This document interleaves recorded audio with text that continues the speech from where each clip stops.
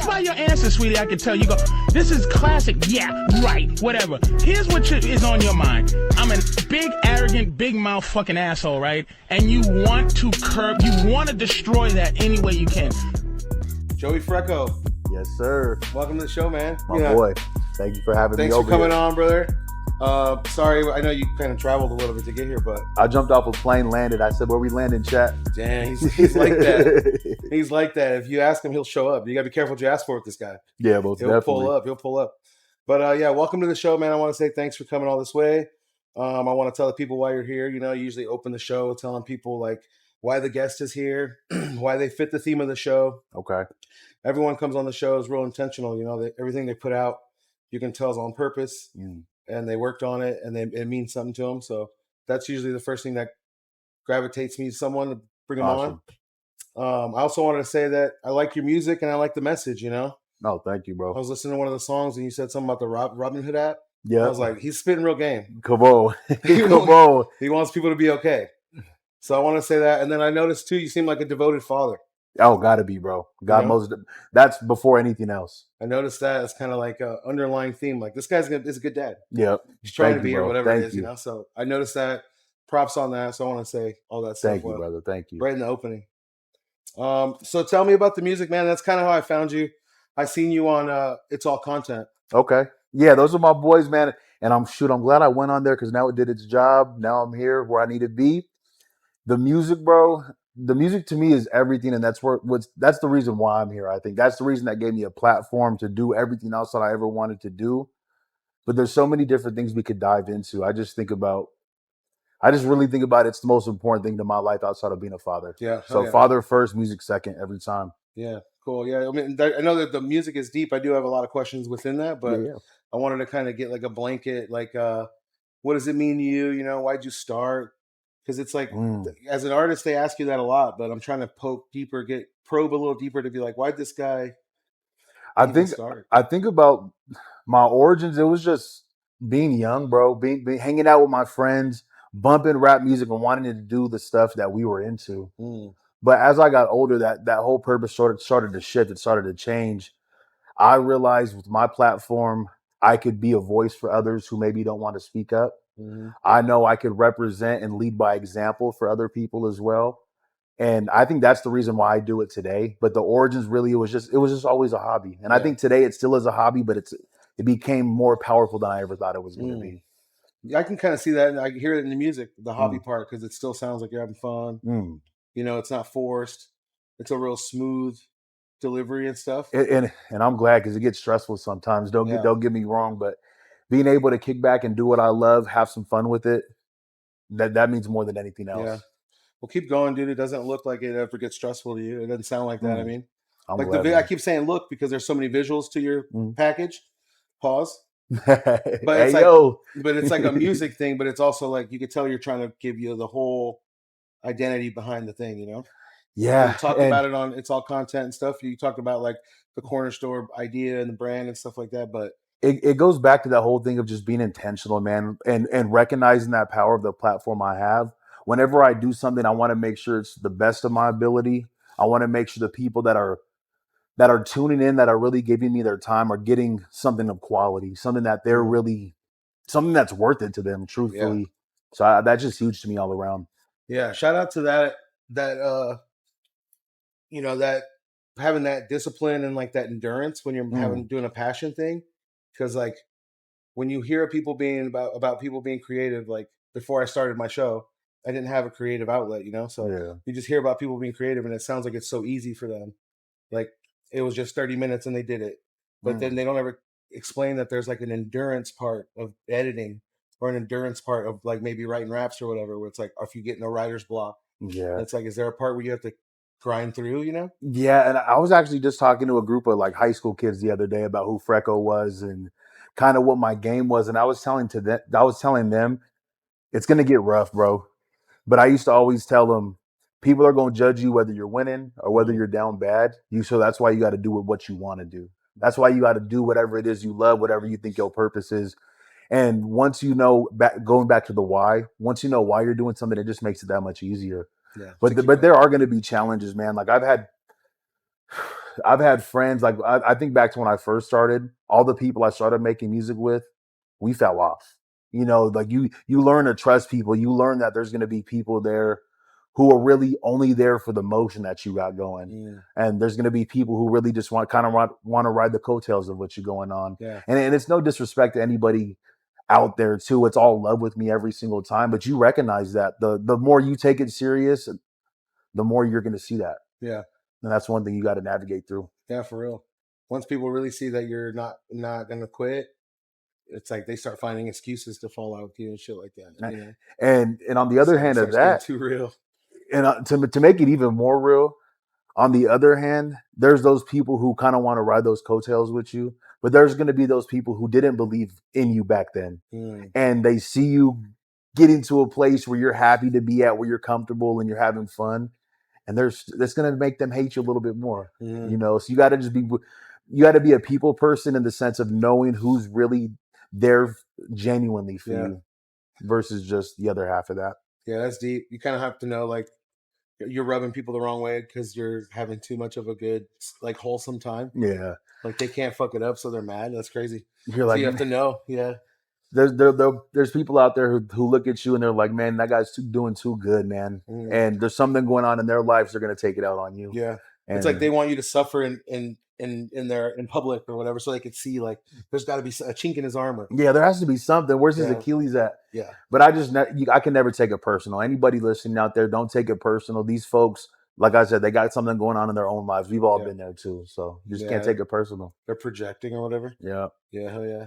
Talk to me about that song "Toll on Me," dude. Oh, I was just bumping that on my way here too. I've been bumping that on my way to work and shit on repeat. You know, I work in cannabis industry. Yep. So it's like I pretend like I'm just deep in the game. Yeah. You know what I mean? This game took a toll on me. Yeah, you're like, man, look where I'm at now. That's a really clean song. I like the song. I like the theme of it. You know, like when people have a concept or whatever. Yeah. And you could see like they really landed it. They landed the plane on this one. Yep. You know? So I really like that song. Talk to me about that one. Yeah, I got you, bro. That one, just the whole theme of that song, I think it was real. It was. I wrote that when I was starting to realize those struggles we were just talking about with the people, you know. And as I get older, bro, like I'm 29 now. I'm at a point where I'm making music, and in the game, I'm old. You know what I'm saying? In the game, the rap world, I'm an old guy. It's a young man's game. And over the years, it really starts to show. My friends now, they're growing up, they're having families, they're getting jobs. We don't always got time for the music shit. They don't got time to tap in with what we got going on. And we just go our separate ways. And at this point, I feel like it's starting to take a toll on me. I had my boy going back to the fatherhood thing. And I had a question to myself, like, do I take this music thing serious, or do I lock into a 9-to-5 to do what's right for my son? And don't get me wrong, there was a time where I thought, I'm like, you know what, this music stuff is done. But once I started writing that toll on me, I'm like, I think I might be back. I think I might have to do some, you know. So there was a lot going on in that song. Absolutely, absolutely. And that's all like within the last year and a half. I was real grateful for the homie on that song, Jimmy Waters. Yeah, he killed it too. He does his damn thing. And it was a cool kind of, you guys are talking about the same stuff, but the voices and delivery is a little bit different, the contrast. So like right when you get used to what you're doing, then he comes in, you're like, okay, cool. And then like my favorite part about that song is that it makes you ride the beat with them. Like, man, I think I'm gonna start rapping tomorrow. And then they leave a little bit at the end of the song, and then just enough to where you like, I want to start rapping, and then it ends. You're like, I got some bars for this. You're like, I got some. Hey. So it's really cool when it's like the spirit comes through the speakers. Yeah, like, okay. Now I've never been a rapper. I don't want to rap, but the beat is so clean, and then like you guys are giving the ideas, throwing like alley-oop of ideas, like check this song out. Yeah. So it's like I think I could do a verse on the end of it. You know? We're gonna have to run the Toll on Me challenge then and hop online, do a remix. It's just so clean, and I really like that song. I wanted to ask you about that. What about All-Star Team? All-Star Team, that's my brother Jake F, bro. And really just the whole theme of this too. That tape I did, it was called Just Landed, and I dropped it with my boy Moy. So Moy pull up in a Beamer coming through on the sound for the production. He really got me in my bag. It's kind of like that down south West Coast swag to it. You know what I'm saying? Real smooth. I don't like comparing people to other people because it's like they tried so hard to be the original version of themselves. But it's like, I don't know what you would say, like maybe Larry June. Come on, yeah. And Burner is huge for me because like Burner represents a lot of what I got going on too. I felt like a Burner vibe, and not necessarily like the way you're rapping or the flow, but like the way that this person has a whole concept. Like here's this, just landed, and then here's these songs, and then like within each song they kind of they don't like veer off of the topic. And like back to that, like he does from seed to sale. That's how I try to do with my brand and my music from start to finish. No matter what I do, I got to have my hands on it too. So I noticed that kind of vibe, and then like I said, like a Larry June, maybe just because of the beats. Yeah, that's Boy's favorite artist right there too. Yeah. So Larry, when you watch this, bro, we got to get you a beat, bro. Yeah, I noticed. Boy, got to get you one for sure. You know what's an artist that, and not necessarily I thought sounded like you, but would sound cool with you, because of the contrast again. But like Mozzie. That'd be hard. That'd be hard for sure. Because he likes slower beats, but he still stays aggressive and shit. And he's still got a good message to what he's rapping about too. So I'm like, I could get down with that. Right here. Shout out Mozzie, bro. We got to do one. He just does good collabs and stuff. So, but yeah, dude, I wanted to give you props on those songs. I know those are newer. Yeah, for sure. But I did listen to all the old. Oh yeah, thank you, bro. Like listen to 1999. I like that song. That one is that whole project that we did too is dope. That one's big to me, and I'm glad you're bumping that one because we went through. Again, from start to finish, we got that one mixed the right way, beats the right way. We handpicked the artists and features the right way. Yeah. The song, I probably recorded like 4 or 5 different takes for that album, just kind of fine tuning it, really getting it to where we wanted it to be. Yeah. So we were real proud of that project right there. That's one of my favorite bodies of work. Yeah. And I think the first song I went and clicked on because they talked about it on the It's All Content was like G Body. Yep. Okay. So I was like, okay, let me hear that song. I like cars. Let me go. That's I'm gonna click on that right away. So really cool, man. I want to give you props on the music. Thank you, brother. I asked you how long you've been doing it. What about like your favorite rappers? Who's some rappers you came up listening to? Oh, that's huge, bro. I was just bumping some new music over here, and I'm gonna give away a little line. Right when the beat drops. So shout out Bass Fingers. We got a little project coming. I said I grew up on that Ice Cube, Dr. Dre, and Eazy-E. Mexican with an attitude. Ain't nobody seeing me. So all the classic West Coast stuff over there. Yeah. Hell yeah, and those guys all had like their own sound and their own style, but it was all West Coast. Exactly. But then you could still be like a crazy like Daz Dillinger fan or Ice Cube fan. Like the West Coast still had a lot of and Ice Cube moved to the East Coast, took the whole West with him, and changed his whole style up. So I feel like wherever I could go, I could mesh well too. So that's kind of where my roots come from. Yeah, hell yeah, that's cool. That makes sense too with the way you rap and stuff. Kind of got like a Oh, you know what else I noticed about the way you rap is like. Maybe you kind of like your son's gonna listen one day. Oh no, that's crazy, bro. Because like you got a certain dignity to you, a certain pride to it.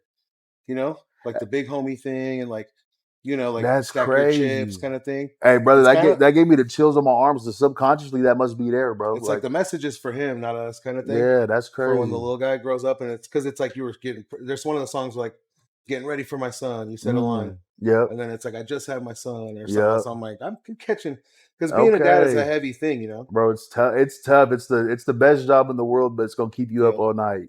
It's like super humbling. Like you had all these ideas of what you thought, like when my kid's born, I'm going to eat no TV. Yeah.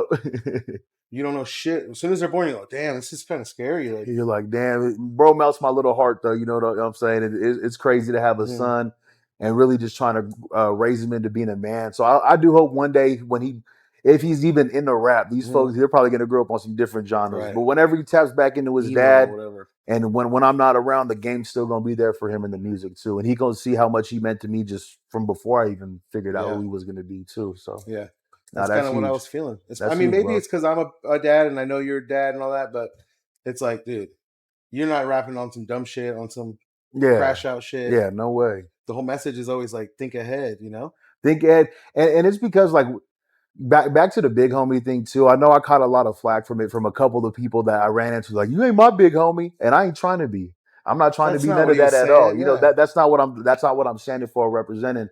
But I have a lot of little homies too, and I know they're looking up to me. And they're not my sons. I'm not trying to little bro them or anything like that. But I'm trying to be of influence, like a positive influence. I think what's wrong is that we grew up on big homie. They need to call us Unc. Yep. Yep. So it's like, call him Unc. He's 29 now. That's Unc stage. Yep. I've been Unc for a long time. I'm older, but they don't like to hear some shit that's like, it might be too real for them, too true. So okay, call us Unk. Yeah, you can Call hit me us with Unk. the First, I got hit with for the first time like a year and a half ago. It tripped me out, and I'm like, damn. And I'm proud now. You're Like like, all right, I'll I take it. earned that. Yeah. What about what would you say before we get off the music? What would you say like if you wanted to give it out to someone like, hey, click on this one song or this one project is like your flagship project where Man, it kind of represents you, you know?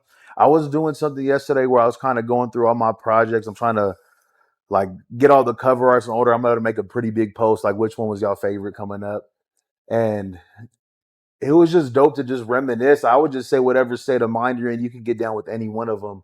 I would say definitely pick one of the albums. If you want to just really get to know me, you could start with that Corner Stories. That's my first ever drop. So Corner to me, Stories, that's yeah. my whole life up into that moment It's in got that the two little project. cartoon guys. Yeah, and that we designed that ourselves, all literally again from start to finish. Did all of that ourselves. So you know, I was doing my homework. I Yeah, was mentioning my two newer songs. But and yeah, so Corner Stories. Corner Stories, and then jump straight from that to Leap Year Baby. Are you really a leap year kid? February 29th. He was born with all the luck. Born with all the luck. Come on, my man knows. My man I was knows. listening. I love That's it. a I good love song it. too. There's a couple. I think that might be the one with the Robin Hood. I don't remember what song had Robin Hood at. The Robin Hood might have been recent because I love he just hit on some Robin Hood over the summer. He's like, I wake up and open my Ethereum. Robin Hood. Yeah, I was like, Ethereum was going up this summer. All my homies are like that. All my rich homies got ETH and all that, and then they got a couple coins or whatever. Oh yeah, man. They got a couple coins that don't do shit, but they're proud of them. I don't play around with those. I can't. Yeah, but it's so funny. The big ones I'll get down with. It's just so funny when you see someone like talk about it, and then they get into it, and then they're like all into it. They have a little bit of everything. I'm like, come on. Hell yeah! I need that Shibu Inu to hit. Yeah, Shibu to get to a penny, bro. We're out of here. We're gone. That's one penny's all we need. Which one? 1 penny. That's all turn we into need. a penny. I thought you said another coin. I was like, let me get on, write it down. You ready for it? Dude, I didn't know. I think I talked to you when I seen you in person. I didn't know you were doing, and you said it was before the music or maybe your first creative thing you were doing. Sometimes you're behind the camera. You do videography stuff. Yeah, that's huge, bro. Honestly, the rapping is what gave me the platform, but I had to earn that. Mm-hmm. And how I got to that point really was through video. And we could take it way back to when this is like back to when I first started making music too. Okay. I was always into it. My boys were always into it, but we didn't have a studio. We didn't have a camera. We didn't know what we were doing. So my first day job, I'm bagging groceries, bro. I save up my check. I go buy the studio equipment. Boom, we got the studio now. What do we need next? Videos. So at that point, I had to lock in, figure out the camera stuff. I wanted to cash out on a bad photography camera. Couldn't shoot a lick of videos. Learned my lesson the hard way. Oh, like you bought the wrong thing? Yeah, for sure bought the wrong camera. The video quality was terrible. I was better off using my phone. So if you're out there, do your research before you spend your money. Yeah. And then once I finally locked in, I got a Sony camera. Sony's, in my opinion, the best for video. If you're out there listening, Sony, I need that sponsorship. Come on, tap in. Sony. Yes. Sony, please. You got to really talk to him. This is your camera. Sony. Sony.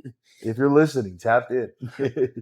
And once I started doing some music videos for the homies, though, people started to take notice because they're like, okay, now you're a rapper. You have a video. You must have money. You look legit. You have a production company along those lines. And I started shooting videos for a whole bunch of artists out here in AZ. And that really got me into the scene. I was able to network, meet new people, meet new studios, meet new businesses, and really just learn what the local scene was like. And they didn't even know I was a rapper yet. They didn't even know that was what I was trying to do. I didn't even know that's what I was trying to do. I was just going with the flow, you know? And videos really killed it for me. I really went up with the videos at that time. Cool.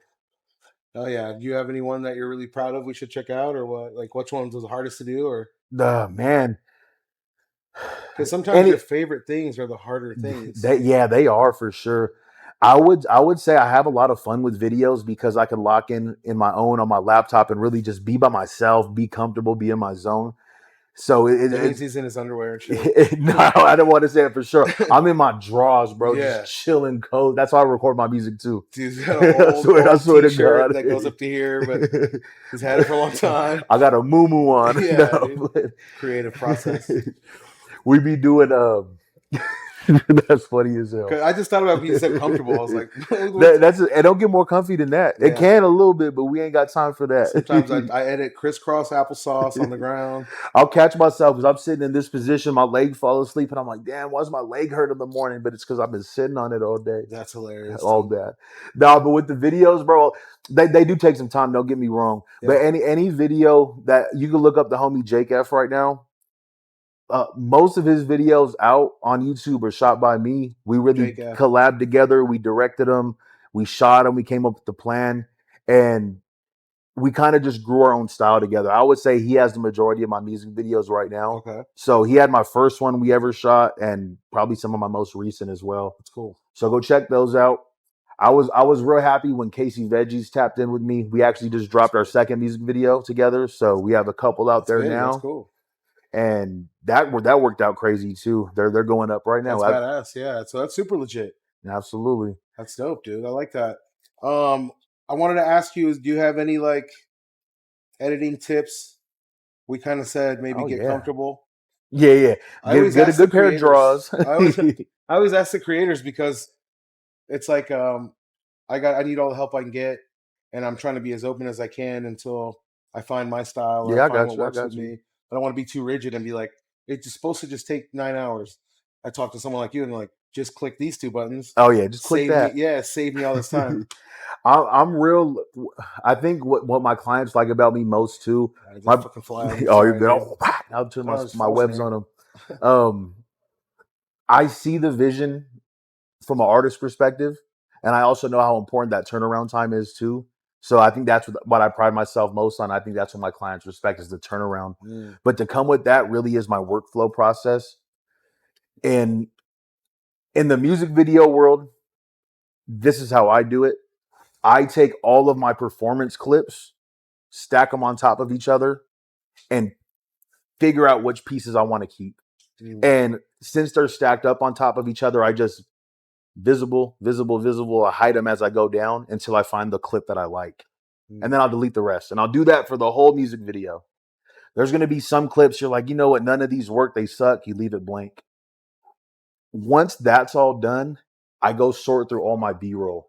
And I'll pick it apart. I'll find the slow-mo scenes that I like or the real cinematic scenes that I like. And then I start stacking them in those blank spots. Okay. I watch the video one more time. Once I find myself starting to pick up my phone, do something else, or lose interest, I cut that clip and then I put a new piece of B-roll in there, or I find something else to fill in the gaps. That's smart. And I save all the coloring for the end, all the color edits at the end, do it there. Then you got a music video. Yeah, that's smart. So like some things you need to save to where you're done chopping it up. Yeah, absolutely. Because then you're gonna be like, oh, okay, all this is off now, different. Don't try to do it all at once. And once you really section it apart, I feel like you're good to go. Yeah. Something that really helped me with the Casey video that we just dropped. That was one of my more intricate ones where we did a lot of edits. We did like some VFX and all that kinds of good stuff. I broke the song into just 30-second increments. So I just focused on 30 seconds for one day or for however long I was sitting at the computer. And that was what I mastered for that time. And I found myself breaking clips apart, like very small, being able to add very minute details. But when you look at it as a whole, it really came together well. That's cool. Absolutely. That's smart too, because it's like, it might be what we're used to anyways, doing those small little chunks for Instagram. And that's, for sure. So it's like, I'm already used to that tempo. So let me just do a bunch of those. And then that's my long video. Yeah, and that's what keeps people engaged, you know? And then you could chop them all down to 4 different parts, post each one. You're good to go. Yeah, it's smart. Stuff like that. It's like what's been helping me, you know, just like maybe getting efficient. Yep. You know, because it's like learning all the tools you have, how to use them, and then when to use them. And then, okay, now add your layer of creativity. Like which things do you want to jump around or not? But you have to like know what it all does. Yeah. Or like what's possible, you know? And I want to shout out too, there's a local company out here called Tropic Color. They do a lot of great, they have a lot of camera, like lens accessories, like filters, virtual effects online, color grading equipment too. I'm trying to get the sponsorship. We're about to get sponsored for sure. Yeah. But hey, shout out Tropic Color, but love those guys. I shop with them a lot. And a lot of my coloring that I do on my videos comes from their LUTs or their color programs too. And you can really just dial them in. That's sick. Once you have the tools, it makes your process just a lot smoother. I've been learning that. It's like I have to figure out what's possible on these apps and shit, on these programs. And then a couple days later, I'm sleeping on it and I wake up like a fucking vampire in the middle of the night. Yeah. You know, just burn. I'm like, oh, I should try to do that. Now that I know that they have those little animations and shit that I didn't even think were possible. And you're like, what? Like you know what? Now I'm gonna fucking go film a bird and try to get it to do that thing. So I've been kind of intrigued by that it's like something that seems so difficult and impossible. Once you start getting in the mix with it, you start unlocking your own potential to it. And like you said, you really once you master the foundation, you add your creative part to it, and you set yourself apart. Yeah, I was doing a video. I edited my first video with CapCut, I think yesterday, for the homie Yosh. Like he has a project coming out too, so I did a video with him. I like to put the film transition, the film sounds, and like make like my videos look old school, if that makes sense. I typically edit in Final Cut. It would take me 3-4 times the amount of time as it took me yesterday in CapCut. I pressed one button and it got the style right, and then I could just go in and dial in the colors to get them to exactly where I want to be. It's insane, man. The future's now, for real. Yeah, I really like that because, I mean, I kind of feel like I'm cheating because I didn't have to go through some school and learn those things. But it's like, it's not my fault. Yeah, no way. Like, this is where we're at. If the kids can use it for TikTok, I can use it for my pod. Exactly. It charges me the same as everyone else. What the fuck? I'm going to use this shit. That's like saying a hammer can only be used by people who do construction. You know, Right. we're using these tools and we're taking advantage. Yeah, you could build a dog house. You can build a big house. You can build a fucking whatever. Build a fence. Keep people out. You got to go bold. Have you ever... I asked the guy from On the Mic as well, Edwin On the Mic. Shout out to that guy. Yeah, for sure. He's killing it, bro. He's killing it. I asked him, have you ever lost footage or anything? Is it one of those No, things? hey, I did, but it wasn't for a shoot. I'm so blessed. I've never lost footage for a client. Like, it's stressful, dude. Whenever I shoot with the client, on my SD card, I put the footage on my computer and I do not delete it off my SD card until the client gives me the thumbs up, or sometimes until they post it, because then at that point I can't do nothing about it. You know? Like I have to have it delivered. And then I'm good. Then you're good. That's always been my biggest fear. I had a big downfall when I went to Houston last year. I was actually kicking it with my homie Banco out there. Introduced me to an artist out there named Les. And shout out Steak and Shrimp. Shout out Dios, everybody out there. They were doing it big. We had pulled up to a car show, and I brought my camera, and I'm around some cool people. There's a lot of cool things going on. I've never been to a Houston car show. This shit was dope. Yeah, the rims are different, everything. Bro, it was so humid. There got moisture into my memory card in my camera, and that shit fried it. Whoa. It was so humid in Texas, my memory card fried back. Damn. Insane. So there's no way to deal with that, right? You just can't record. Can't record. I couldn't view anything that was on that SD card. I couldn't record anything to it. It just said like it didn't exist. It was insane. So I wonder is there any cameras or anything out there that are built for humidity, like GoPro? I don't know. You know what? I was a bigger dude at that time, so I was probably a little extra sweaty too. I was keeping it in my front. Fucking come on. But yeah, that's interesting. That's interesting. I never thought about the weather. You know, I'm always inside. And then out here too, though, I always get nervous because when I shoot, my camera always gets close to overheating. I'm like, bro, I bought the good camera. It shouldn't be doing this. Yeah. But that's Arizona for you. So yeah, there's like nothing that could stand up to that much. Yeah. Yeah. And we're asking a lot of it, right? We're like filming like a lot in one day. And yeah. You're like, come on. Yeah. Turn the AC on. Yeah. I had JX Soto on the show, and he told me that. He's like, whenever you want to scale up, just remember like the cameras get hot, the memory runs out, like you have to deal with more things. Yeah, bro. And it gets a lot more expensive. Those SD cards for the new camera I got like cost twice as much. I'm like, why? Why? Yeah. Yeah, it's tough. I mean, I've been shooting like on my phone and stuff. I'm gonna upgrade my phone soon, but it's like that's enough for me for now, you know? Yeah, I'm looking at it right here, bro. This is perfect. This is cool. Yeah, this is gonna look all right. Got you over there too. Shout out over there. Shout out. Another sponsor over there. Come on, yeah. Shout out. This is for Sony. That's for the color right there. There we go. Yeah. I got some more questions for you, but I'm gonna check the camera. Yeah, do you think? Speaking of fucking losing footage, yeah.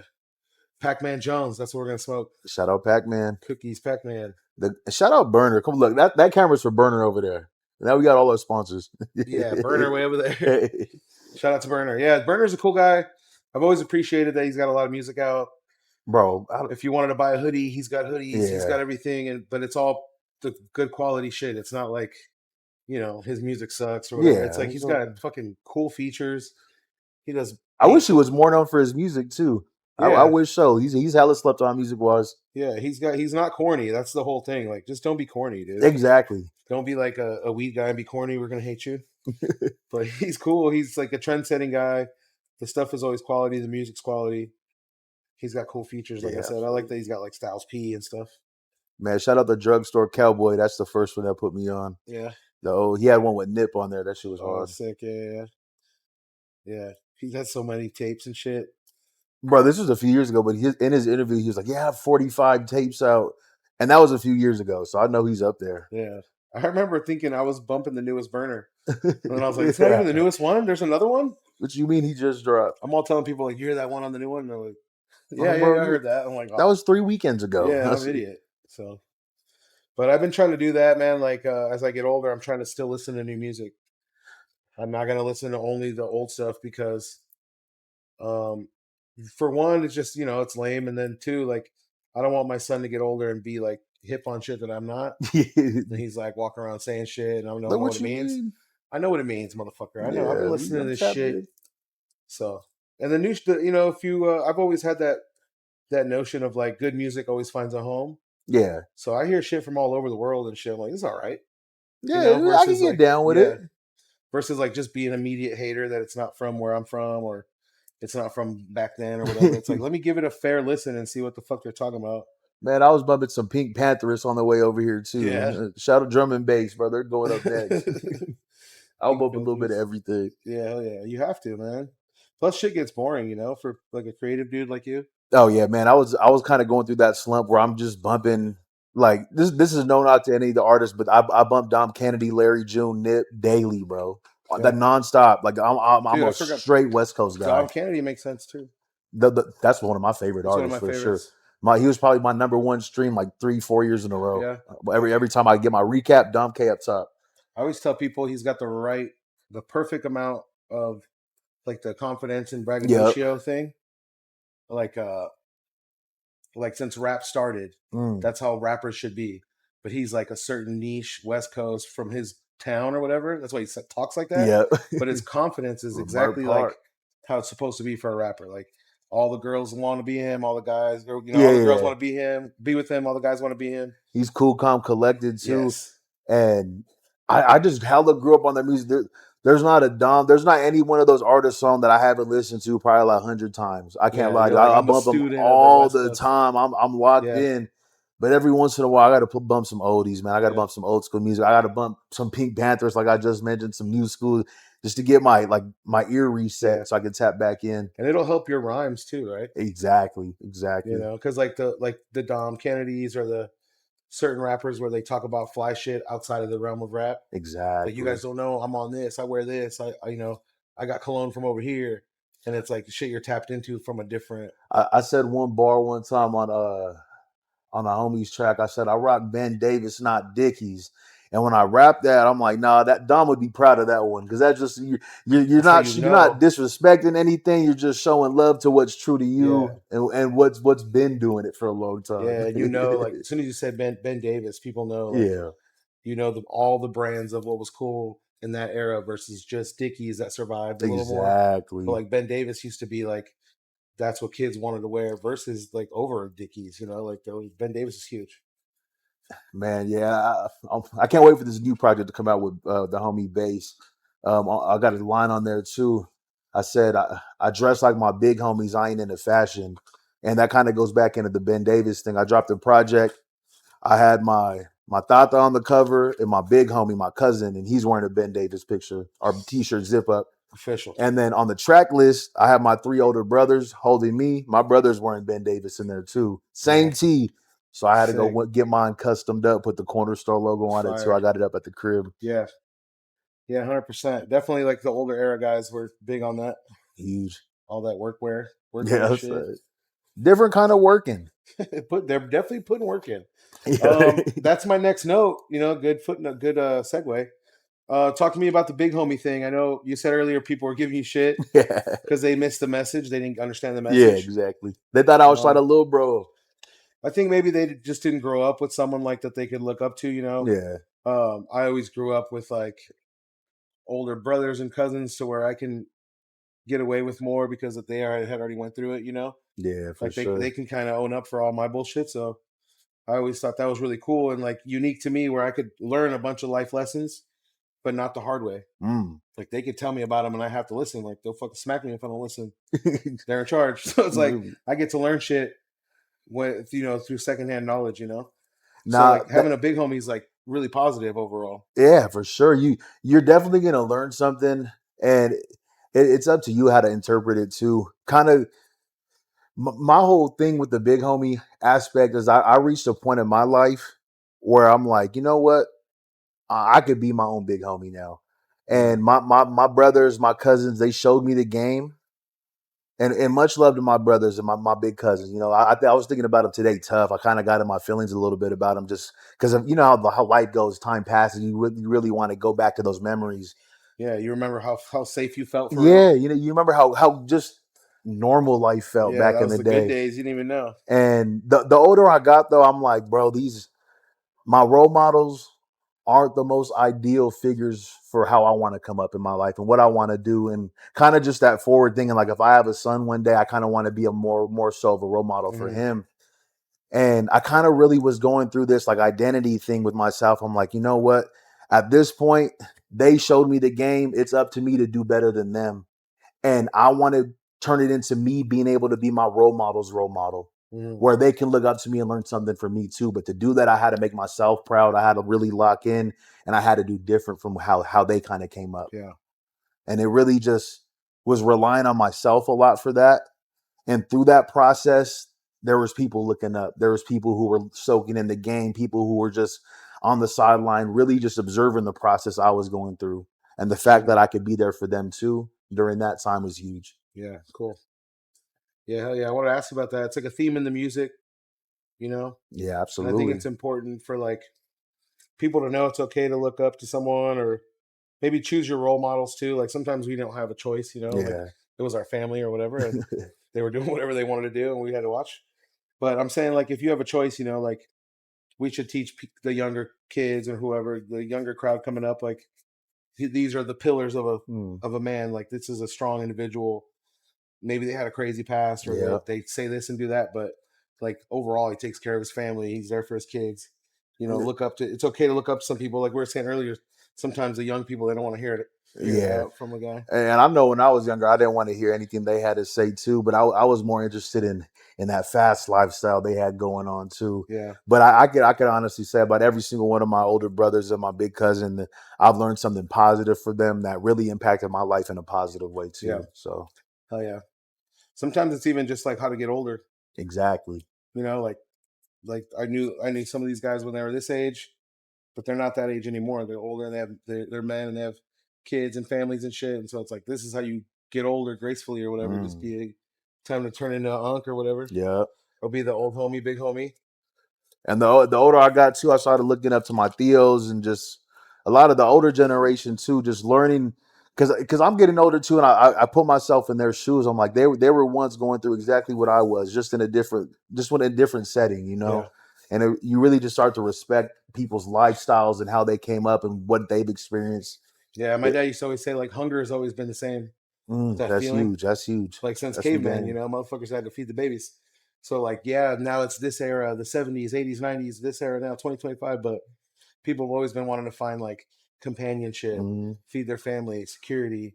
It's all the same. It's the same game, different era. That's it. Different look on it. Yeah. I'm gonna ask you about being a dad, like we've kind of talked about it, but before we go too further and I forget too much further and I forget, what do you got here? You brought these. Oh man, I had to come through with a gift for my boy right here. He's been showing lots of love too. Brandy, they ain't even dropped yet. They come out. I don't know when you're gonna drop this, but these gonna drop the day after we're actually filming this today. So you get in that early exclusive. These will be out. These will already be out. These gonna be out for y'all. They might not even be there online too. So if y'all seen this, it might be too late. Man, you might already missed out.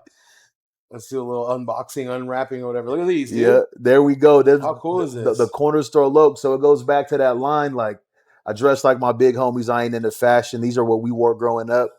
I remember when I was in 7th grade, I had a pair with my last name on the side. I thought I was the man, but to finally have my brand on a pair of Lokes, look at amazing, that, man. It feels nice too. These are like well made. Thank you. That's you know what we're huge on. Really cool, dude. How'd you decide on this kind of merch? This is cool. Like, it's definitely different. That's why we were so focused on trying to be different than just a t-shirt brand.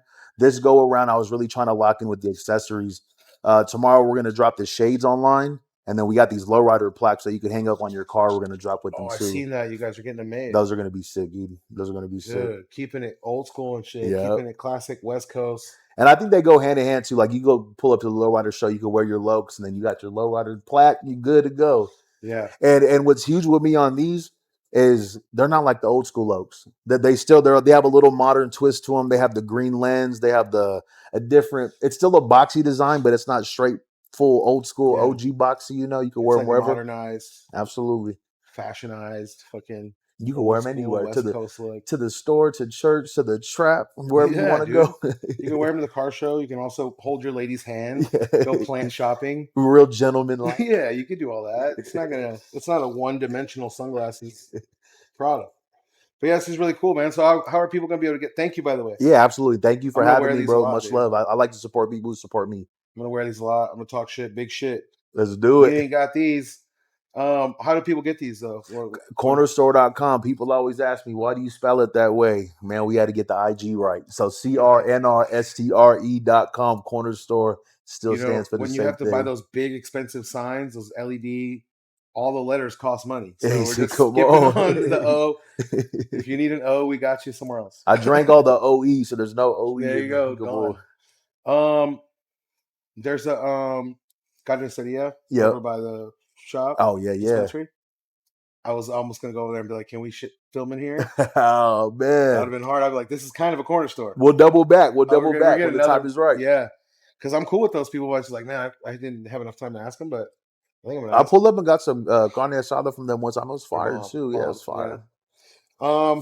I'm gonna spark this blunt. Yeah, for sure. We got the shade. They won't tell you hi behind them. And I'm not gonna cry either because we're gonna talk about fatherhood. Come on, let's go. If I get teary-eyed, we're good. I'm ready. Talk to me about fatherhood, man. What does it mean to you? That's one of the questions I have. What does fatherhood mean to you? Man, fatherhood is really just being that example. Fatherhood, man, I can't even put it in words. It's a really loaded question. It is. Obviously, and a lot of people kind of know what it means, but like to you, like when you wake up in the morning and you go, damn, I'm someone's dad now. I say that every day. Where does it hit you? Does it hit you like in this, like one of my favorite songs, This Guy Loaded Lux, a battle rapper.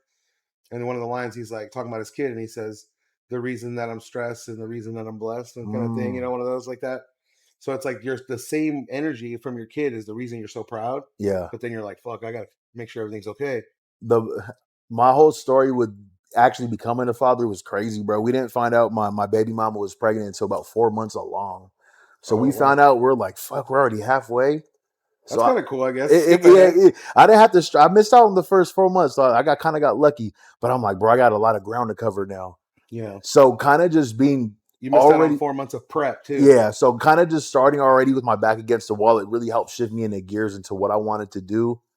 At that point, I was kind of just debating on what I was working or going full time with the music and clothes, trying to figure it out. So it was a real weird spot, but we got right real quick.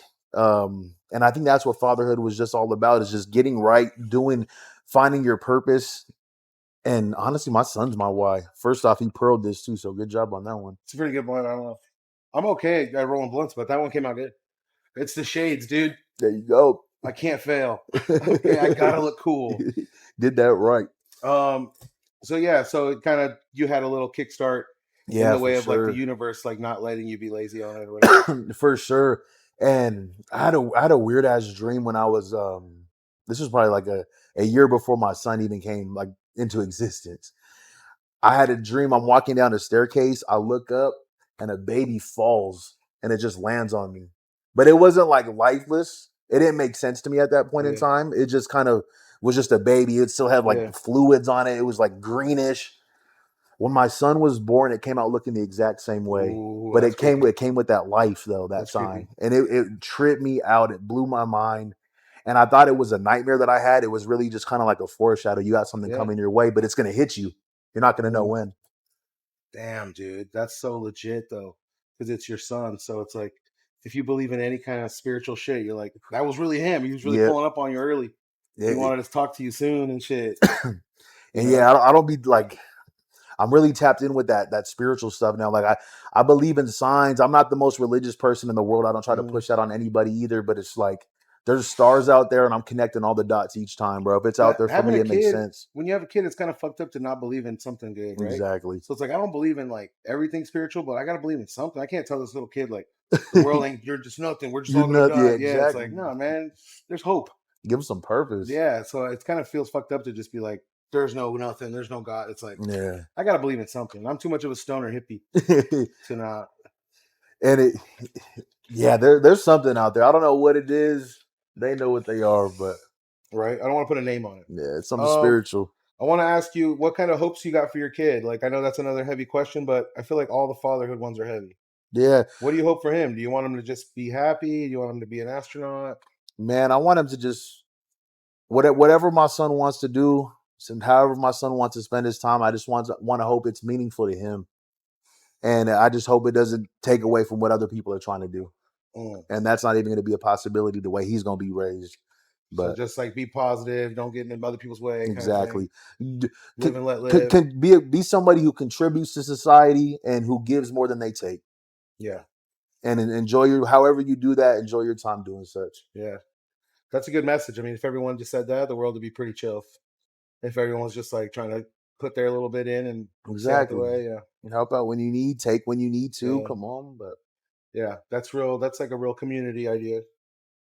Yeah, man. I wanted to ask you about I noticed you're like a proud father already. It's like that's your only kid, the little one. My first boy, my mini me.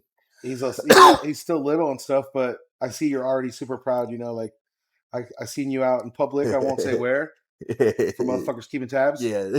Seen him out in public, but he was already with his kid, super proud. He was like, yeah, that should be out too. I was happy to run into you over there. That's dope. Yeah. And it was one of those things too, where it was like the universe showing me like this guy's like that for real. You don't have to worry about inviting him on the show. Yeah. Or where it's like, you know, he's going to pull the rug later and be like, that guy was lying. I was thinking about that. That's funny too. Like that kind of leads me to my thoughts on my way here. I'm like, what do I need to bring with me? Am I going to be okay here? Like, where am I? I'm pulling up to somebody's spot. Yeah. And I'm like, no, I met this dude in person a couple of times already. And like you said, it's just the universe. It's that spirituality thing again. It's just, it's lining up, bro. Okay. It's connecting the dots. We're good. Yeah. Cause I've had people on the show before and they're like, and it was like off camera, so I won't say the whole story, but they told me a story and they're like, you don't know those guys, right? And I was like, no, I'm not. Yeah. You know, and it's like, cause where we're from, you know, Phoenix and shit, that's like a syndrome of where we're from, you know? It's like, you got to be weary of who you fucking meet. Yeah. But, you know, I'm open door for people. I'm open book. Like I'm not setting anybody up or whatever. I had a couple people come on here too, and they're like, yo, don't be Adam 22 and me or DJ Vlad. I'm like, bro, that's not. First of all, dude, they got to do their research. But you know, but they're so outside of like the culture of who they're interviewing. Usually, the person I'm talking to, it's like, bro, we're one and the same. Exactly. I just need you to know I'm not like from the outside. Exactly. You know what I mean? I'm super neutral. I don't even know the guys you don't like. So I've been trying to send that message out, and it's been working out pretty good for me too. Like I'm an older guy now, so when I reach out to people, it's like they're less alarmed a little bit. If I was younger and maybe like more of in a competitive space with them, you know, they'd be like, I don't fuck with this guy. I'm like, who's this guy? But they know I'm just an old dude. They're like, he's not showing some love, doing his thing. I try to participate, like all the stand-up comedians and stuff that come on. I go to their shows. Yeah, that's dope. So they know I'm just like not trying to leech off their brand or whatever. Like, I'm going to show up or whatever. And that's the type of support the city needs too. There's a lot of people out here who just in competitive mode, like you mentioned. There's just we're not trying to be the best at anything we do. We're just trying to have fun while we're doing it and give back when we can. You know. So that's a message to all the other rappers or whatever. Guys that had a past, it's like you're good coming up here. Yeah, you're solid, bro. Take real good care of you over there, I promise. And another here, I got a message for my rappers out there too. You gotta, for everybody listening out there, looking over your shoulder everywhere you go, that ain't no way to live, my boy. Yeah. We gotta do business correctly. We gotta treat people with respect. I'm all about being a good person, being someone you can have a good conversation with, somebody you could trust at the end of the day. Yeah. There's no agendas over here. Yeah. And if you could move like that, being able to look forward full time and not having to look over your shoulder is so much more comfortable, man. Yeah. And you're going to go a lot farther. 100%. I've been telling people like when they come on my show, because not everyone's like a rapper, like a street dude, you know. Sometimes they're like internet nerds that understand being online, how it goes down. So they're like, hey, I don't want to do anything where it's going to be like a gotcha style. Yeah. Where it's like I bring you on and then I'm like, hey, you said this in a song, but you didn't say. It's like, dude, what the fuck? Like, Yeah, you're trying to that's catch me crazy. in a lie, you know? So I don't do any of that stuff. This ain't the Breakfast Club. Yeah, exactly. Like the drama kind of thing. And I know that because of that, maybe my show will never be as big as like the show with the clickbait stuff on it. But that's not what I'm doing up here. So Yeah, no, you're doing what you enjoy. You're having the conversations that are impactful to what we got going on. yeah, And I think just being real at the end of the day, going the authentic route, going the real 100% you route, it's a challenge. It takes a lot longer, but yeah, that foundation is going to be there when you make it, man. yeah, And that's really what I try to tell myself too. We're building foundations right yeah. now. Yeah, dude, I'm learning all that stuff. I'm learning like self-worth. I'm learning I got to pop my shit a little bit more. Like my guest list is not light, you know. For me, my show, I don't have that many episodes, but all my guests are pretty fucking legit. They've all got something going on, and all the relationships been organic. You know, it's just like I'm just making sure I'm not getting people's DMs too much or annoying them. I'm gonna go back to my people. I'm gonna be like, bro, y'all got to reach out to him, and if you see they're worthy, reach out, and we can make whatever connection happen. Like I said, anybody who's a supporter of me, I'm a supporter of as well. Oh yeah, man, that's good. I could tell you're a genuine guy. That was kind of the through line for on here. It's like that guy's gonna be cool. Yeah, absolutely. He's not gonna ask me to take the episode down or whatever. Take that down, brother. Take that down, man. No, that's crazy. Before I get you out of here, dude, I want to. I forgot to write them down, but I remember some of the questions. Okay. I put it up on the internet. I do a podcast. I know you're a cool rapper, but I do a podcast and we do nerdy shit like that. Like, hey guys, ask him a question. Whatever. I'm with it. I'm a nerd at heart too. You know what I mean? One of the people said, "How come Jorge Ruiz is your favorite comedian?" I think I know who that was. That's my boy right there. Hey, it's pretty good. I forgot what the exact joke was. I was at a comedy show. I'm on a date with my baby mama. We're just going out, and I had got free tickets to this event too. So look, universe connecting things. I got free tickets to go to this event. He was the only, he was the only person who looked like me up on stage up there. Sounded like me, talked like me, had a similar story. He walked on stage. He had a joke about being in jail, and he said something like, "Yeah, I claim Chicano, fool." And we're in a crowd full of white people. I busted out laughing as soon as he said that shit, bro, because I got it and that shit clicked. And as soon as he said the word Chicano and he made a punchline out of it, I was a fan. He's my boy up here. It was hilarious, dude. Yeah. And I remember going up to him after the show. I'm just a fan. I'm not even in Joey Freco mode. I'm in my government name mode on a date. You know what I'm saying? Like, very funny, sir. I went, yeah, nice to meet you. Very talented. And I ended up performing at a roast battle. Shout out to homegirl AV2 for running these roast battles. She had me out there, and Jorge was on the panel that day. And him and his people were sitting behind me. I'm drinking with my boys all night. We ended up just kind of catching some laughs, being able to just kick it next to each other. He goes on stage, does his thing. When I go on stage to perform, I'm like the fucking halftime show. You know what I'm saying? Everybody's there for comedy. They're not there for a rapper. Like, so comedy time, people are going back to the bar. Jorge and his people were one of the few people to stay behind and really just show me love during my set. That's cool. And it's not like I went up there and we chopped it up. Hey, I'm Freco. I'm Jorge, all this and that. But we just gave each other that respect. And then I know we went home a few days later. We found each other on the socials, just tapped in. And this real funny ass dude, man. I'm a big supporter. Yeah, that guy's really funny, really cool. I had him on the show, man. And he was like, again, another person where it was like, no problem. I'll be there. Perfect. And I'm like, hey, it's okay if you don't. He's like, I'll be there. He's another pro. That's he's awesome. A real pro as far as like getting on a camera, getting on a stage. He's like, very goofy guy, very silly guy, jokester. Yeah. But a pro. Absolutely. So nonetheless. Shout out to him for being a pro behind the scenes. I respect people who are professional, who are in their creative lane, but they hold themselves to that higher standard. You know what I'm saying? Mm-hmm. Like, I'm doing this for real. Yeah. We're not doing this for fun. Yeah, he showed up. He's kind of not serious, but he's just like a regular dude. And he's like, oh, where's the camera? Right here? All right, cool. Like comedy time, So I really like that. That's dope. Someone else said, because the picture I shared is you're holding your son and you're cooking some kind of stuff. Someone said, that carne asada and that chain link fence reminds me of my childhood. Who gets the first piece of meat? And it's always like hey, nowadays, now my son got teeth. He got to get the first piece every he's time. getting bigger now. Yeah. Before my son, I know my dog gonna hate me, but my little Chihuahua, they would always get the first bite because they're out there with me while I'm on the grill. Yeah, you know what I'm saying? soldiers. They're my right hand, so I'm gonna throw you a little piece. But if my son out there, he gonna get the first one. Yeah, he's getting bigger now. He gets the lion's share now. The other question I remember is someone did ask about the you can stop smoking this whenever you want. Oh, I'm hitting that, bro. Okay, I'm cool. a smoker. You know, blunts are different. Some people only do joints and shit. So someone else asked, we kind of touched on it a little bit, but they asked, what was the speaking at the school like? Damn, man. The Gucci Mane. Yeah, I was on my Gucci Mane shit. I was trying to find a picture. You know the dude Hector from Fast and the Furious? Yeah. Bro, he has a picture of him speaking in the classroom too. You wanted that one? I wanted that one so bad. It's in my camera roll. I have too many pictures. I couldn't find it, bro. But I'll find it now. If anybody could find it for me, please find send it quick. Super rare pic. But rare. speaking was dope. And I mean, a lot of people don't know this too. They see me from the music aspect, but I have a background in education. I went to college. I became a teacher, and I was real tapped in with the alternative you used to schools. teach and you still dropping lessons. You feel me? There you go. I used to teach, still dropping lessons. I know this shit, dude. And that's where I met a lot of the little homies. It was so weird being a teacher because I was a teacher at 23. There's kids in my class who were 22. And I'm supposed to tell them they could go to the bathroom, you know, like that tripped me out.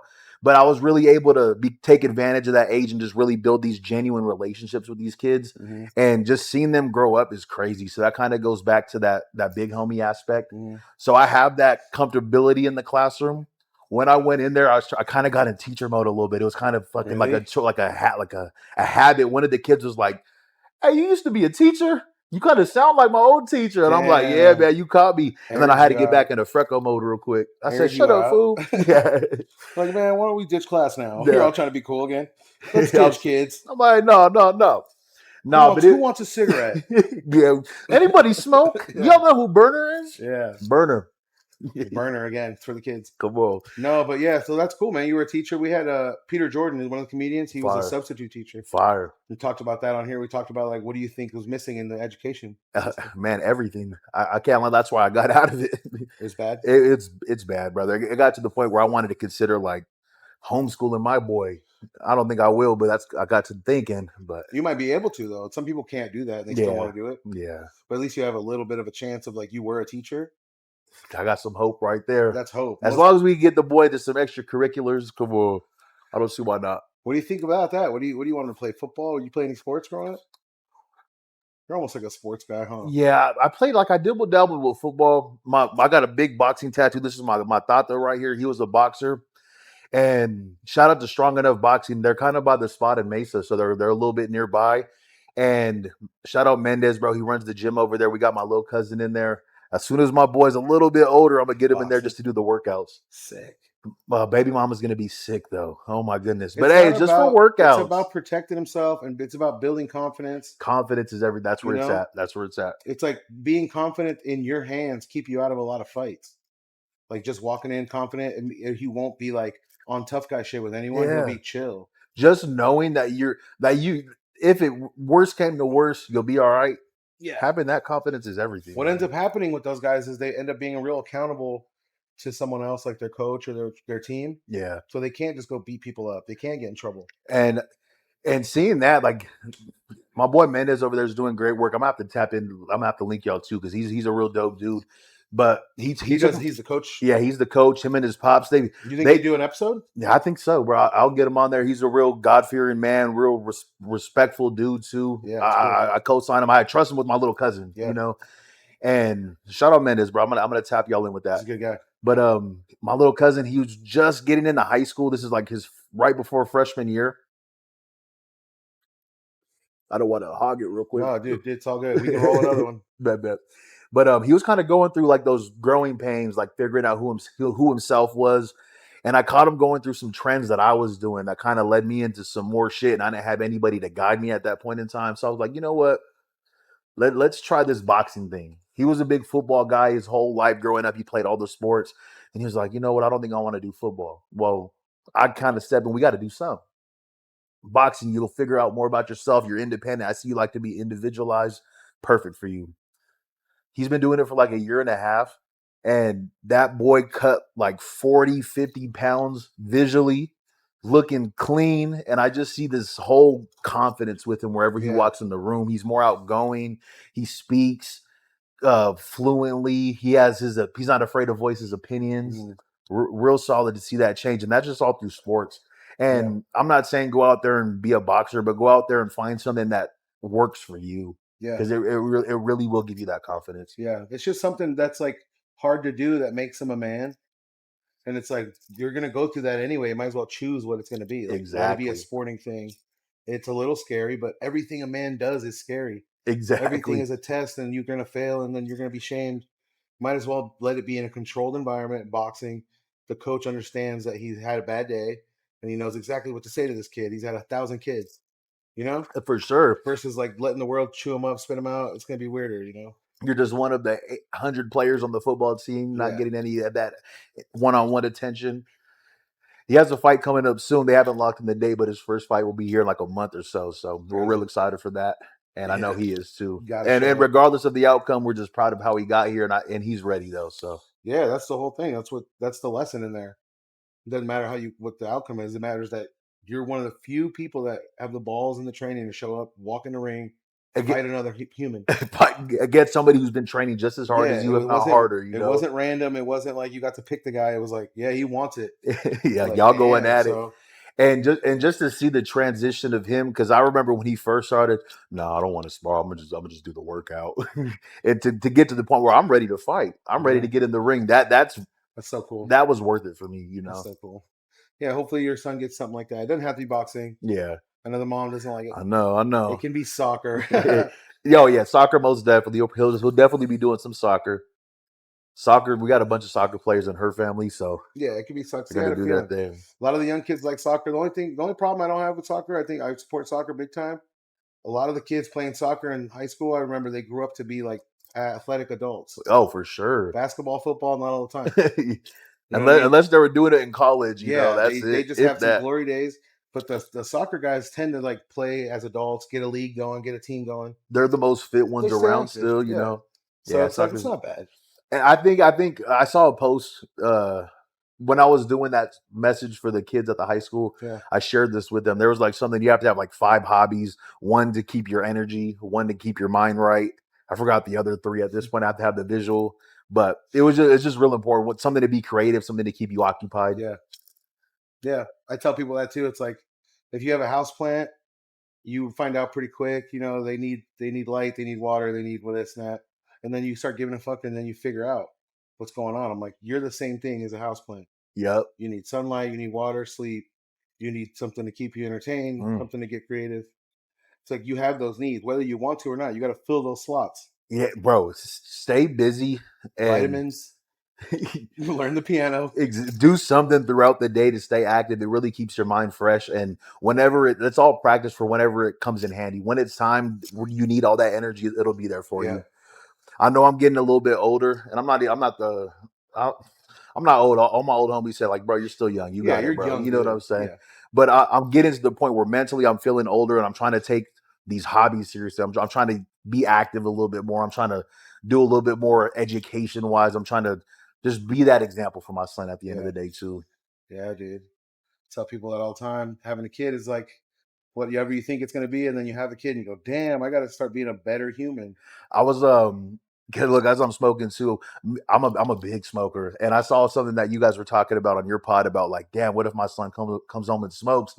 And what you said stood out to me. You're like, not with me, because I got to set that discipline. But out in the real world, if you do it on your own time, I can't stop you. But we're gonna set that discipline, and that was some game for me. That kind of shifted my brain, because I always had that conversation like, I'm not going to stop smoking. My son's going to know I smoke, but just having to set that boundary, that was one thing I was really like struggling to focus on. And that specific part stood out to me hella, bro. Yeah. So I appreciate that. Yeah, it's a tough one. Game. If you go in the comments, there's a guy saying that I'm lame for saying that. I'm like, okay, dude, I don't know, whatever, dude. I guess I'm lame, but being a dad, you have to be lame. Yeah, exactly. You got to be corny. What are you supposed to be, the cool dad? I can't, bro. You're not going to have a party at my house, bro. you better be the fucking man. It's possible, but you better be that boy. Son, if you pay my bills, You better be Tyson Ott. yeah. Like, if I can work for you, son, I get you make the rules. Come if on. you're like one of them streamer kids, bro, hey, I guess you're having a party. But yeah, man. You could. If you're just a kid trying to figure life out, I have to be those bumper rails exactly so you can bowl a strike. Exactly. And it's a practice strike, and then later you just to get the feeling of how to bowl a strike, and then later now you at least know like like I always tell people, like, you've been drunk before, right? So if I tell you act drunk, you're gonna act drunk. So you've been grateful before, act grateful right now. That's huge. Like that's the only way I can tell people, like, just shift your mind into it. That's huge. It's impossible sometimes, but like that's how it is. You've already felt that state of mind. You don't need to feel it all the time. To know what it is. So I'm just trying to teach my kid, like, this is how you get a victory, and this is what a loss is. Now it's your world. Now it's scary, but that's the only truth. That and setting those messages and examples for your kid, man, it's the most important thing we can do too as fathers. At the end of the day, maybe you can help me out. What do you got? Any advice for a kid in middle school? He's in middle school now. Oh yeah. What do you remember from middle school? I've dealt with a bunch of middle school folks as the education side. Yeah, there you go. Being in middle school, that was the toughest time for me. Like that's when I went through the most stuff. I just saw on the news today, bro. Like I don't even really want to talk about no names, but there was like a killing that happened, and they posted the mugshot. I'm like, bro, that was my homie in middle school. Yeah. And I started counting on my fingers all the people I kicked it with. There's like 2 of us that are just doing okay. You know what I'm saying? And all those other people, we're not on the same path, but they fell off. So growing up as a middle schooler, recognize what's right from wrong quick, because the traits that these folks were showing nowadays, they had them when they were young. Mm-hmm. And I was having a real conversation with my mom about it. She was like, I'm just proud of you that you were able to really you were able to still be around them, offer that empathy with them, be friends with them, navigate. but also know when enough's enough and where you have to step away, because you can't get in the mix with everybody at all times. Yeah. So like you can be friends from a distance and a certain distance, or maybe not at all, but not everyone's for you, or that saying where it's like you don't finish with the people you started with. Exactly. And all that kind of stuff. Like sometimes people are temporary, man. It hurts, but and for all my folks in middle school right there, I know how important friends are. And being in middle school, that mindset of a young mind, friends are more important than anything too. And they're not going to understand it till we get older, but just don't give up on your family just yet. You know what I'm saying? Your family knows what they're doing at the end of the day. Yeah. Yeah, dude. It's getting for him. He's a good kid. Yeah, that's good. But it's just hard to not. it's getting heavier for me to not say the wrong thing or whatever, because it's like he's really going to take it and run with it. If I say what's okay, what's not okay, if the kids at school are bullying you, fight them or not. You know what I mean? Like be graceful or not. I could teach him going, hey, we've been learning combos in the living room. Yeah, it's time to let him fly. Yeah. Or I could tell him, hey, bro, let this kid go on this one. I remember fighting a kid every day in 5th grade. Donovan, I forget his last name. But I found out later he had like a troubled home, See? He grew up fucked up. And here I am scrapping with him because he don't shut up. Yeah, and you don't know. And another lesson in that too is that you don't know what people are fighting for. You don't know what people got to. People who don't got anything to lose are some of the most dangerous people out there. Yeah, you hear those kids, like there's a kid that got stabbed in high school. Yep. So it's like I don't want him to go in there trying to fight people or being on tough guy. And where I spoke at, it wasn't that school specifically, but it was like in the same community. So going in there after that incident happened, it was insane, man. Just to see the kids, and I kind of put faces, I put characters to who these people are, and it's like they're real people, man. Did the kids receive it well? It was dope. Kids are going to receive it. I remember being a kid when guest speakers are going to come in, like, who the hell is this guy? You know what I'm saying? But now they could just Google you. Yeah, but make a meme. They probably had me. They're probably in a group. Say, who the fuck is that guy? I think you beat them to it though, because they Googled you, and then you already had the Gucci meme next to it. Quick, so they can find that. Like, oh, fuck, they're okay. He can make. Yeah, he's cool, man. See, it's all chess, man. Chess. But there was a handful of kids in there who you could tell it really impacted. When I walked in that room, here's my game plan too. I had my camera with me, and I got you, bro. And I was tapping in with the kids. I'm like, is there any kids in here who like want to do photography or interested in that? Smart. Oh yeah, I am. All right, well you're gonna run our photos for today. And that kid was just into it the whole damn set, hands-on learning something. And I felt like that was dope for him. I like that too, because you reward him for being brave and being like, I like camp. Boom, you're on. Come on, you got it. Opportunities. You're in the moment. You know what I'm saying? And I sent all the pictures back to the teacher. I'm like, bro, share these with him. This is his portfolio now. He has something. So it tripped me out though. Some kid came up to me and he was like, hey, yeah, it's dope that you do it. Well, what's your manufacturers? Like, where do you get your clothing from? Here's mine. He's on it. And I'm like, bro, what you're talking about manufacturers, bro? You know what you're talking about. Your blanks yeah. I'm like, bro, what? And he was like, yeah, we do music too. They do like Spanish music. So they have the whole band going up and doing their whole thing. And he's like, yeah, look who's tapping in with me. I'm like, bro, see? He's got motion. You got it, bro. And I feel like just a little conversation of me just talking about it for him, nudge, he was like, oh, this meant to be. For him, that's the spirituality connecting for him. You know what I'm saying? Yeah. And for me too at the end of the day. Because I'm like, yeah, I got purpose. Though. That motherfucker was like, I wasn't even going to come to school today. Mm-hmm. He's like, bro, I was about to do. Oh, this guy's here. Who's this? Okay. Got a camera? I'll list it up. Yeah. You never know. It's like you could have been by a thread, you know? Yeah, man. So that's really cool. You did that. Props to you for that, dude. That shit was dope. And for my middle schoolers out there too, and for all my young folks, man, the internet isn't the real world.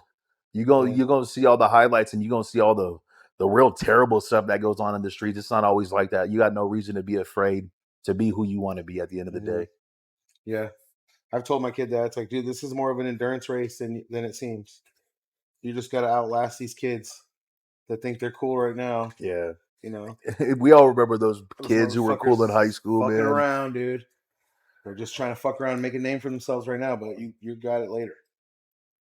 He's a good kid. He's solid. He understands a lot of stuff too, so he locked in. He got a good pops. He locked in. I'm trying, dude. Like I said, it's just like once you have your kid, at least if you take it serious, I know some people don't, but if you take it serious, you're like, damn, it's all on me. Yeah, exactly. Like they're gonna say good or bad, it's gonna be me. It's like actually, if it's really good, they won't give me credit. That's how good I want it to be. I want it to be like, damn, this guy came out of nowhere. Like, yeah, he didn't. Yeah, he all on his own. Yeah, if it's bad, I'll own up for it. Yeah, I'll take it. My bad if I created a bad guy, but I'm trying every day, dude. He's probably sick of me. No, just put out right here, brother. Just put out cool. He's probably sick of me, dude. He's like, I get the fucking message. Hey, he's like, come on, Pops. I get it. I'm trying to play Fortnite. Yeah, for real. He likes what's he like? The soccer games. He likes some of the FIFA shit, but the other one, the Rematch. Damn, I haven't played that one. You see that? I'll have to look that one up. Did you ever see the game where it's like soccer but it's got cars?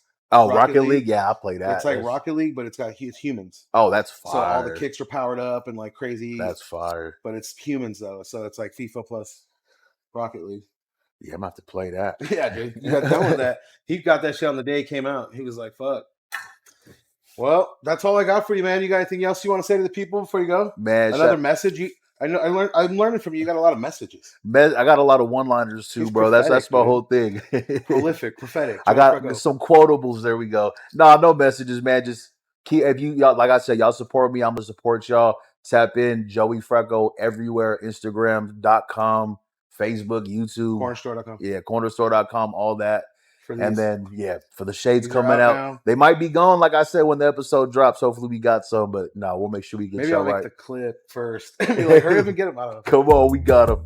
But much love to you for having me out, too, brother. I appreciate you for real. Keep doing your thing. Keep doing the father thing. I'm rooting for you, and I'm watching you closely. Let's do it, man. I'm tapping in with y'all, too. So let's Thanks, do it. man. Thanks for watching, guys. Thank y'all. Y'all tap in.